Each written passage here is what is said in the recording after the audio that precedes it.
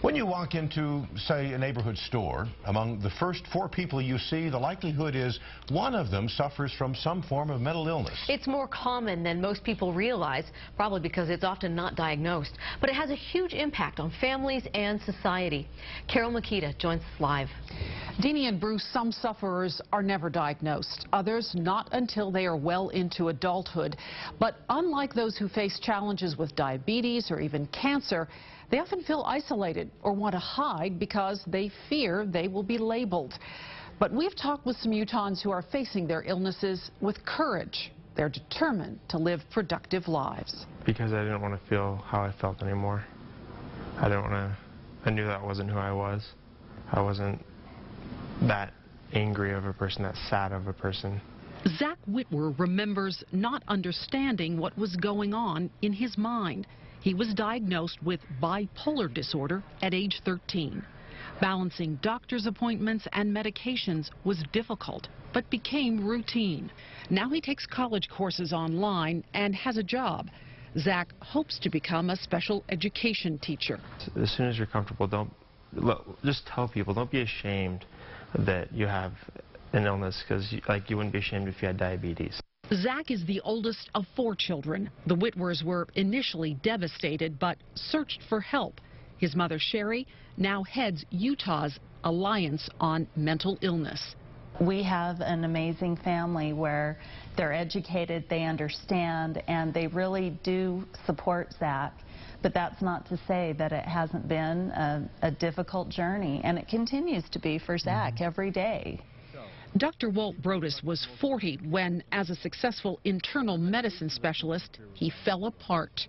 I was suicidal for about 5 years. Yeah. Horribly suicidal for 5 years. Pretty much couldn't be left alone.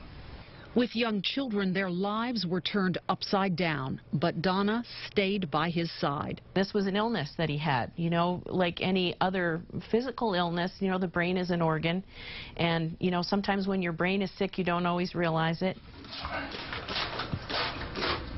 After a diagnosis of bipolar disorder, medications and electroconvulsive therapy helped the severe depression and weight gain. Just spray water on it. He began looking for a creative outlet and returned to his high school love of painting. Walt Brodis' artwork is so unique that he has now been invited to participate in an art show in New York City. Maybe people need to hear that a person like me, who's functional and doing something worthwhile, had a period in his life where he was afraid of himself and he needed help, and it took a long time. Just as Walt's life began improving, his youngest son, Joe, began to have bipolar symptoms.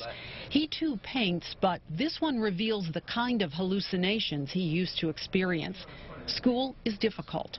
Medications are helping, and he hopes someday to design video games. Especially for bipolar disorder, you can't give up. You got to keep pushing through. These families share a great deal of love and acceptance. They still face challenges, but mental illness does not define them. And for them, the stigma is gone. As we came to understand about mental illness and the treatments that are available, we saw that there was hope as well. Many people or families do not know where to go for help. We have a list of organizations that have information, including symptoms, classes, and helplines on our website, KSL.com. Tomorrow night, children as young as 2 on antipsychotic drugs. Back to you, Nadine.